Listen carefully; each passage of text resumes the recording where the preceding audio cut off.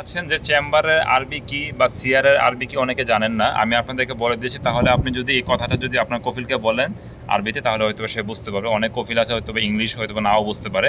তো চেম্বারে আপনি যদি আরবিতে কফিলকে জিজ্ঞাসা করবেন যে গুরফা, ঠিক আছে, গুরফা তিজারি, এটাকে বলা হয় চেম্বার কফি।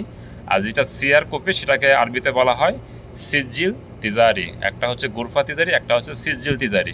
এই দুইটি নাম আপনি কফিলকে বলবেন যে আপনার কফিলের কাছে যদি থাকে তাহলে ওই ডকুমেন্টগুলো নিয়ে আপনার বৈধ ইকামা যদি থাকে, মানে ইকামা যদি মেয়াদ থাকে, আপনি জুবাইলে আসতে পারেন। দেন হচ্ছে এখানে বিভিন্ন সাপ্লাই আছে, ভালো আছে, খারাপ আছে, Indian Kerala supply, Bangladeshi supply, Pakistani supply.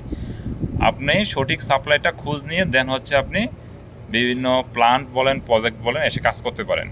আর এই সমস্ত প্রজেক্টে, প্লান্টে যদি আপনি কাজে যান, আপনার বেতন স্টার্ট হবে 2 মাস 3 মাস পর থেকে বেতন স্টার্ট হবে। তারপর থেকে প্রতি মাসে মাসে মাসে মাসে থাকবে। আর এই 2-3 মাসের যে স্যালারিটা, এটা সাপ্লাইয়ের হাতে থাকবে। যখন আপনি চাকরি থেকে যদি রিলিজ হয়ে যান, ঠিক আছে, কোনো কারণে, বা যদি আপনার কাছে আপনি চাকরি করবেন না, তখন ওই স্যালারিটা আপনাকে তারা দিয়ে দেবে। এই হচ্ছে সিস্টেমটা আর কি।